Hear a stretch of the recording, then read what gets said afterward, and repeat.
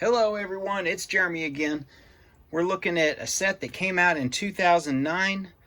We've got some little 1 or 2 by 3 bricks here that represent, I guess, I don't even want to say hay bales or straw bales because we've got a harvester combine.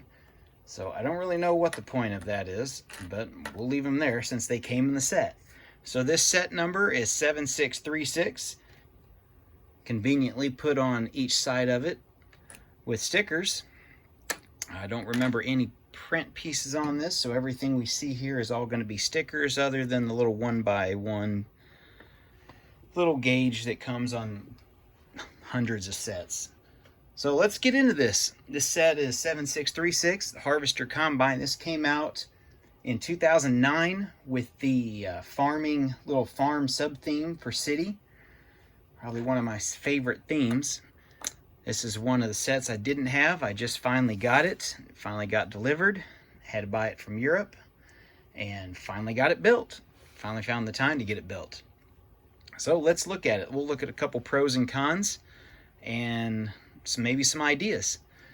I got another video I'll probably work on after this one, and we'll compare some of the other harvesters or combines to the size, to see the size differences between this one, which is by far the largest Lego's ever produced at a minifig scale, and we'll look at it 2, maybe 3 others. So let's get into this one. So what we've got, you can see if it rolls, this is all just, this does come up like this, so it's free to move, and it sits on the ground. So if you're going across like hardwood floor or laminate flooring or tile flooring, it's not going to do anything. But if you've got it with the studs here or carpet, it will roll, and you can see how it, it's very, very finicky sometimes, but that's okay. You're not really going to play with it, honestly. I mean, it's a great showpiece. It's, the ultimate piece to have in your field. Or if you might have a couple 1 by 1 studs, out here in the front, which it'd work great for that. So let's look at it head on so you can just see how big this actually is. And you guys see my green plates. What I'm going to do is stick these right on the outside of where a 32 by 32 base plate is. And I'll stick this right there. And what I'll do is I'll lean this forward so you guys can see what I'm talking about. So you can see the lines there, the breaks, they're right on the outside. So basically this soybean header, which is what this is, or representing, is 32 wide plus another, you've got these, gotta back it up to get them in the shot, these little slope pieces on top of the 32 by 32 wide build. So, we've got a huge header here. And it's, one of the reasons, I think when it came out, a lot of people thought it was just way oversized, and it is, but it's not. It's one of those, I'm sure it's an acquired taste, if you want to call it that. Is it proportional? Probably. To an actual header, a lot of big soybean headers, 40 foot wide in reality. A tractor might be 6 foot wide across the front. So let's say that new tractor that came out in 2021, say wheelbase to wheelbase, you're probably, or wheel well outside of the tire, 6 feet across, best guess. Maybe 7. We'll say 7 and be even safer. 7 times 4, 28. This is probably 3 of those tractors wide, so this might be too small. I know it sounds weird to say, but when you try to figure out and look at some other tractors to compare it to this, minifig scale is a really, really hard scale to judge. And, tractor to combine. But I'm rambling on, so let's get back into it. So what we got, our header turns. We've got that auger piece in the back, which I'm going to try to raise up. Now you guys can see it, where it would feed all to the center. We've got our piece that raises up to see our worker with his coffee mug in there. I'll try to zoom in on him. There we go. You see that sticker down there on the bottom. We'll zoom back because I want to do a couple things here. Oh, I want to zoom back, not in. One of those days. Okay. And we're not going to zoom back, are we? All right. Let's do a still shot and I'll get this reset up. All right, so we'll close the hatch. And what we're going to do to make this easier, when you build this, you kind of build it in sections. This is going to pop off. So we've got just our header, which rolls and turns really, really smooth.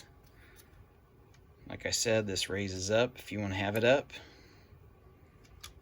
This also comes off too. Actually, didn't mean to take this piece off. That was just a bonus. We're going to set that off to the side here so I can make it easier to hold. So this piece you build, you can see where it's got the pieces and studs here. You know what this set reminds me of? The way this is doing this is my favorite space set of all time, which is this. How it's got, you know, the modular pieces on it. They can just be pulled off. I don't know why, for some reason. I think this came out in 91 or 93. I have to check my old video on this. But yeah, the Blacktron, I forget the name of it. But that's what it made me think of whenever I was building this. Kind of a modular, compartmentalized thing where you just build different compartments or different sections to it. And then it just all gets put together with the bricks that have the pin built into them. So back to this. We've got our auger piece come out, and we can fill our grain cart being pulled by our tractor. So what I'm going to do is grab my custom grain cart that I built. If you guys haven't seen this in another video, you might check that out. Custom grain cart. Let's stick it there, and it'd be pulled right beside it by one of the tractors, which they're out of reach right now, so I'm not going to deal with it. So that's what we would do. He would just dump that in there, bring this back, and use that auger to empty out the grain cart.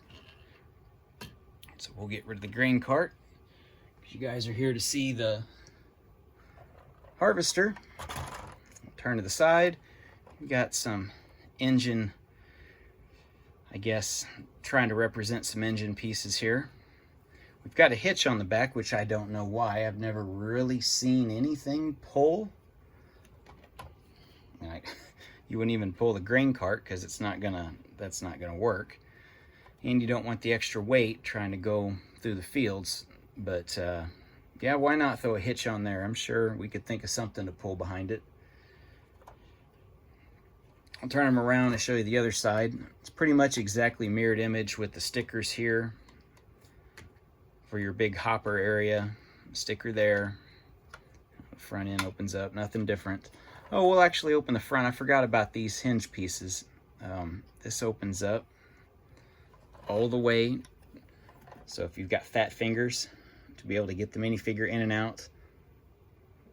Those are two stickers there. Like I said, I bought this, so one of them's not placed the best. I have no room to talk. I've got crappy sticker placement of my own, so live with it, and it'll never, 5 minutes after making this video, I'll never remember it again, so it's all good. Let's put that back down. And the last thing to look at, our lid pops off. We can look down in our hopper. And this is one of the bad features that I don't really care for. It's probably one of the only negatives to this set. You can see all the way through. Yeah, why did Lego not just put a big, 6x10, 6x12 plate there?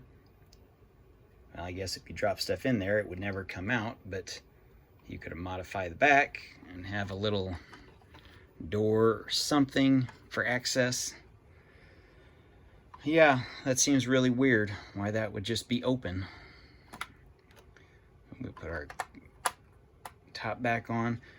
I guess you could modify that using a couple of these, which are basically the inverted window slopes, and make a larger hopper here, which I thought about doing when I bought this set originally 30 something days ago.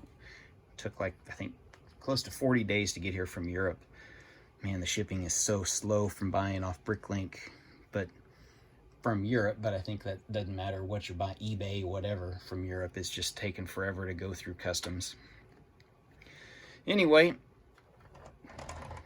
there's no wheel movement, steering, everything is fixed. Now you can see everything's fixed on there. You're not going to make any turns. It's all just implied. You got a little area to stand on in the back to work on the engine. I guess that's what those are supposed to represent, other than just some dynamic sidewalling, maybe steps also. Who knows? We've got our little stairs here also. But, for storage, that's the way we'd use it.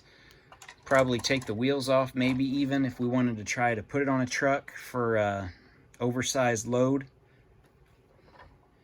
That's probably what we'd end up doing, because it would fit on a Lego street, but you're going to use up both lanes. But, a lot of these are super wide anyway, so that's reality.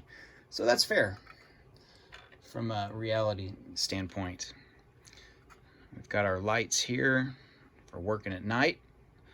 So I know if you guys are farmers, you got to have those great lights, and LED lights make life a lot easier when you're trying to combine, harvest, work in the night, or working on your tractor at night.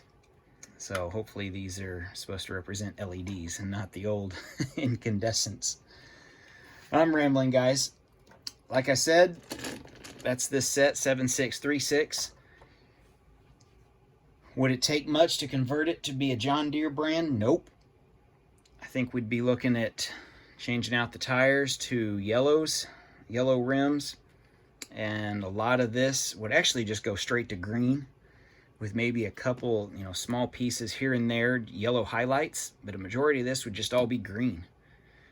I saw somebody try to convert this, and they went all into yellow, where everything that was white turned yellow, and it just doesn't look good. It's too much yellow. So if you guys want to convert this to John Deere brand, most everything, if you can find everything in this in green, that's the way to go.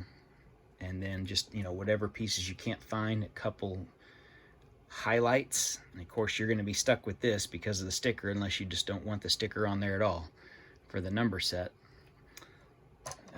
And that one, which would be okay, or you could do 2 greens and a white, or just take it off and do all green. Yeah, not too bad. It's a set that I'm going to appreciate. You guys will see it in my Lego farm once I get that Lego city and farm built. And we'll see you in the next video. Thanks for watching, and stay tuned for a future video at some point where we look at all the other harvesters and combines, at least that I know of, that are minifig scale that Lego came out with.